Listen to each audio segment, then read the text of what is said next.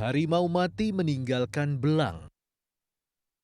Tapi di Medan Zoo, harimau mati meninggalkan kabar viral, sahabat.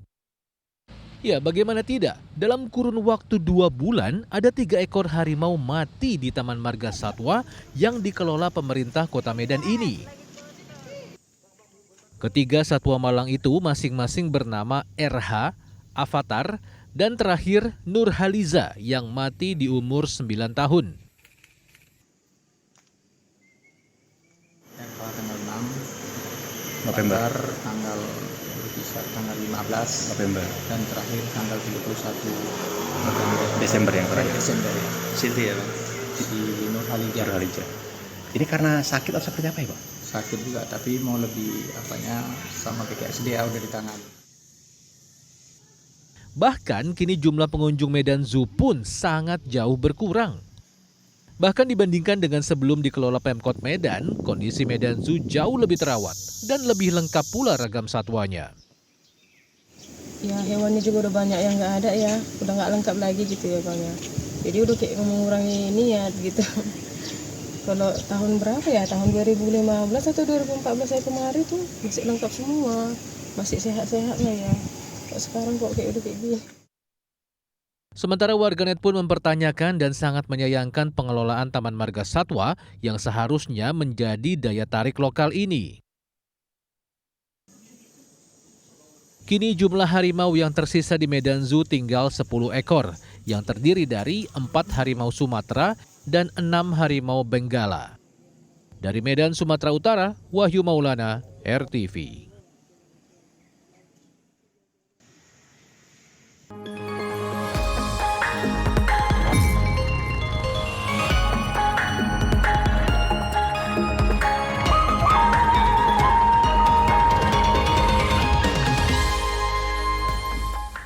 Selamat pagi Topan. Pagi Tes, siapa kabarnya? Baik, alhamdulillah. Kamu gimana kabarnya? Baik dong, Baik dan ya. semoga juga sahabat RTV yang ada di rumah dalam keadaan sehat walafiat ya.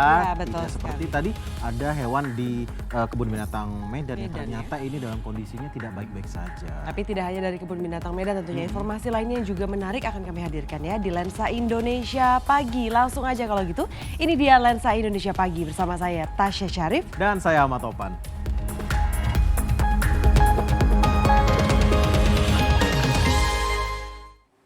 Ya, setelah viral harimau mati di Medan tadi, masih ada yang viral lainnya nih sahabat dan juga Topan.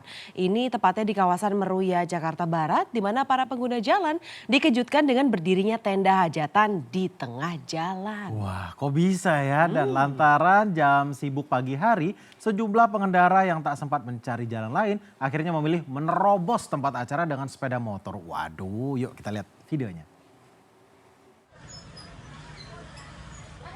Ini bukan antrian restoran drive-thru ya sahabat. Jadi para pemotor ini lagi buru-burunya nganter anak sekolah dan berangkat kerja. Tapi tiba-tiba ada tenda hajatan di tengah jalan yang biasa mereka lewati.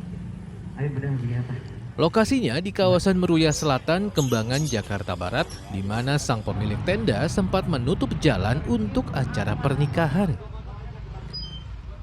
Namun setelah diprotes warga sekitar dan didatangi polisi beserta Satpol PP, pemilik acara bersedia membuka sebagian tenda untuk memberi akses kepada pengguna jalan.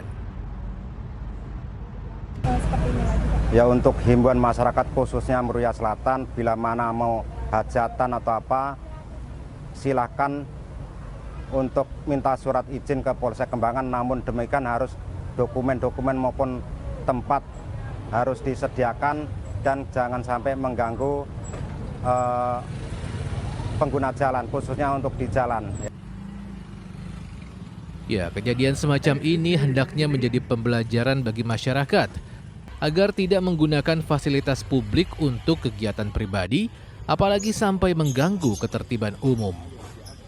Dari Jakarta, Reza Heri Pamungkas, RTV. Ya, selanjutnya ini diduga akibat kelalaian kerja, 3 petugas engineering Mekarta terjebak di dalam lubang saluran tempat pembuangan limbah sedalam 5 meter. Ya, ini 2 korban dinyatakan meninggal di dalam saluran dan 1 korban selamat. Evakuasi korban pun berlangsung dramatis.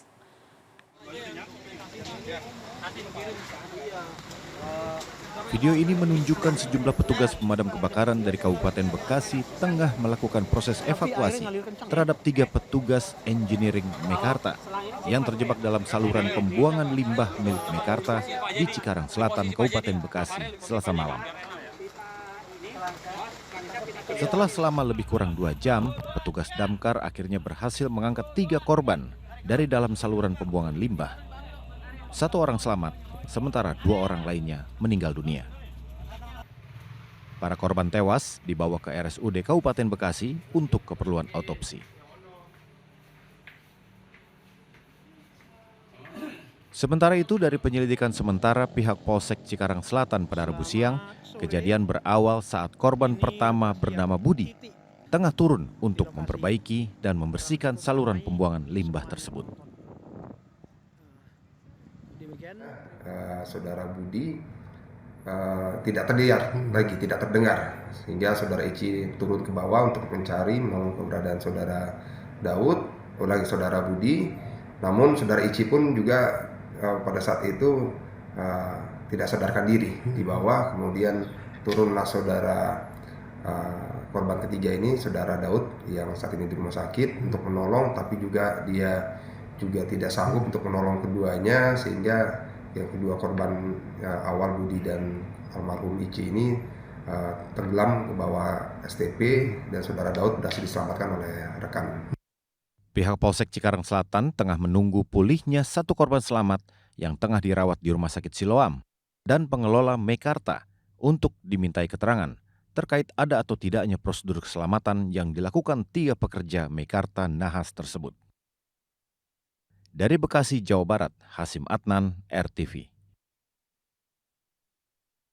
Kita ke informasi politik, sahabat RTV. Capres nomor urut 3 Ganjar Pranowo membantah bahwa tidak hadirnya Presiden Joko Widodo pada HUT ke-51 PDIP dikarenakan ada keretakan dengan sang Ketua Umum Megawati Soekarno Putri. Iya, absennya Jokowi murni karena ada tugas negara. Sementara itu Megawati menekankan para kadernya untuk memperhatikan keadilan bagi akar rumput alias rakyat sebagai kunci jika ingin mengulang kemenangan saat pemilu 2019 lalu. Kita, setiap warga negara Republik Indonesia, siapakah dia? Akar rumput rakyat mempunyai hak yang sama di mata hukum. Sekarang hukum itu dipermainkan, bahwa kekuasaan itu dapat dijalankan semau-maunya saja. No, no and no. Saya selalu bilang kalau ngomong itu sekarang 3 kali. Kenapa? Karena nomor kita 3. No, no, and no. Sepenggal ungkapan yang disuarakan Ketua Umum PDIP Megawati Soekarno Putri dalam sambutannya di HUT ke-51 PDIP yang berlangsung Rabu pagi di Lenteng Agung, Jakarta Selatan.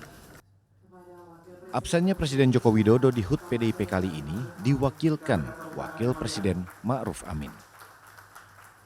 Calon Presiden nomor urut 3 Ganjar Pranowo membantah anggapan ketidakhadiran Jokowi dikarenakan adanya keretakan hubungan dengan Megawati. Oh enggak, kalau tidak hadirnya kan beliau lagi kunjungan ke luar negeri, nggak mungkin hadir dong. Maka diwakili oleh Pak Wapres. Saya kira bukan persoalan itu. Di HUT ke-51 PDIP, Mega menekankan pentingnya mendengar suara akar rumput jika PDIP ingin mengulang kemenangan pada pemilu 2024. Jika kita menilik data pada pemilu 2019, PDIP ditetapkan KPU sebagai pemenang pemilu dengan raihan suara 27,05 juta suara dari total suara sah nasional 139,97 juta suara atau 19,33%. PDIP menang di 18 provinsi. Dari 18 provinsi, PDIP mampu mendominasi kemenangan di Pulau Jawa dan Bali, yakni DKI Jakarta, Banten, Jawa Tengah, Yogyakarta, dan Jawa Timur. Sementara di Pulau Sumatera, PDIP mencuri kemenangan di 4 provinsi, yakni Sumatera Utara, Bengkulu, Lampung, dan Bangka Belitung. Di Pulau Kalimantan, PDIP juga mendominasi kemenangan di 3 provinsi, yakni Kalimantan Barat, Kalimantan Tengah, dan Kalimantan Utara. Dan PDIP mendapat suara besar dan menang di 2 provinsi di Pulau Sulawesi, yakni Sulawesi Utara dan Sulawesi Barat. Kemenangan mutlak diraih PDIP di Kepulauan Maluku, yakni Maluku Utara dan Maluku.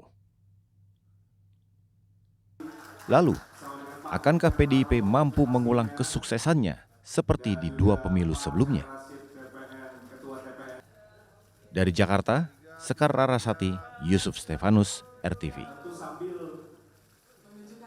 Ya sahabat RTV, guyuran hujan deras tak membuat cawapres nomor urut 2 Gibran Rakabuming Raka menghentikan kampanyenya di Jember, Jawa Timur. Ya, dalam guyuran hujan, Gibran tetap menyemangati pendukungnya agar tidak mudah termakan berita bohong.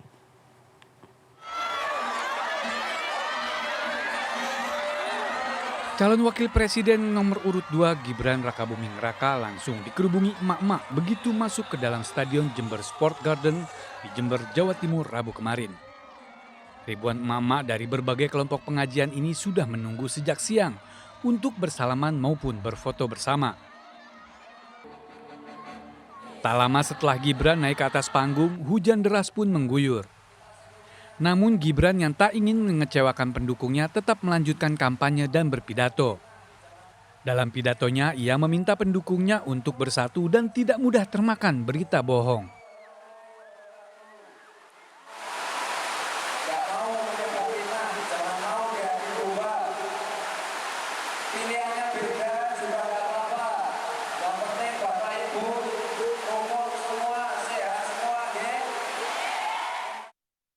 Provinsi Jawa Timur merupakan provinsi dengan jumlah umat muslim terbesar kedua di Indonesia. Menurut data BPS tahun 2022, ada 40,18 juta orang Islam dari total penduduk Jawa Timur sebesar 40,35 juta orang, atau sekitar 99,5%. Angka ini tentunya sangat potensial menjadi lumbung suara. Apalagi Jatim memiliki 31,4 juta pemilih. Dan Kabupaten Jember punya 1,97 juta pemilih. Jumlah ini terbagi menjadi 997.000 pemilih perempuan dan 975.000 pemilih laki-laki. Apakah strategi pendekatan ke emak-emak ini bisa berbuah manis dalam perolehan suara pada tanggal 14 Februari nanti? Dari Jember, Jawa Timur, Galeh Mega, RTV. Kampanye Cawapres Muhaimin Iskandar di Gedung DBL Surabaya dihadiri ribuan kader dan relawan pasangan Anies Muhaimin di Jawa Timur nih sahabat. Ya, Muhaimin menjanjikan kehidupan yang layak bagi petani dan juga guru jika pasangan Amin memenangkan Pilpres nanti.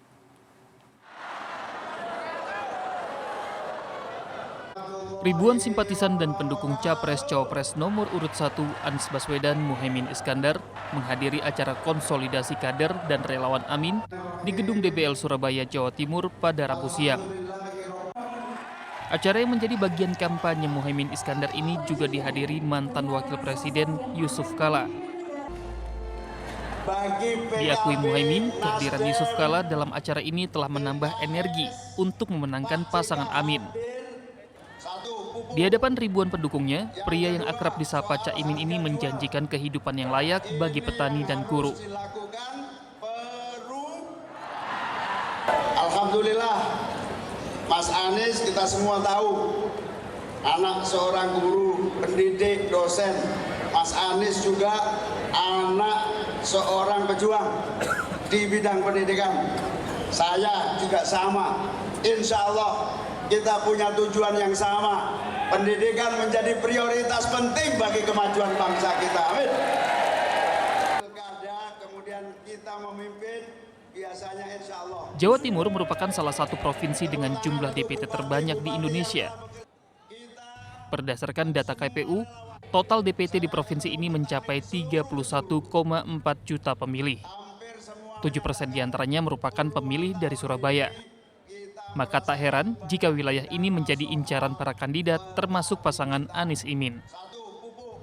Jika kita melihat hasil pemilu 2019, pasangan Amin cukup diuntungkan di provinsi ini. Karena partai yang dipimpin Muhaimin, yakni PKB, merupakan partai terkuat kedua di Jawa Timur. Sementara Partai Nasdem yang menjadi koalisinya berada di posisi kelima. Jika ditotal, suara yang didapat dari kedua partai ini saja sudah hampir mencapai 6,4 juta suara atau melebihi suara pemilih PDI Perjuangan yang menjadi partai pemenang. Mampukah pasangan Amin mengamankan suara yang menjanjikan dari ujung timur Pulau Jawa tersebut? Dari Surabaya, Jawa Timur, Solihul Hadi, RTV. Tepuk tangan untuk bupati-bupati yang telah bekerja keras untuk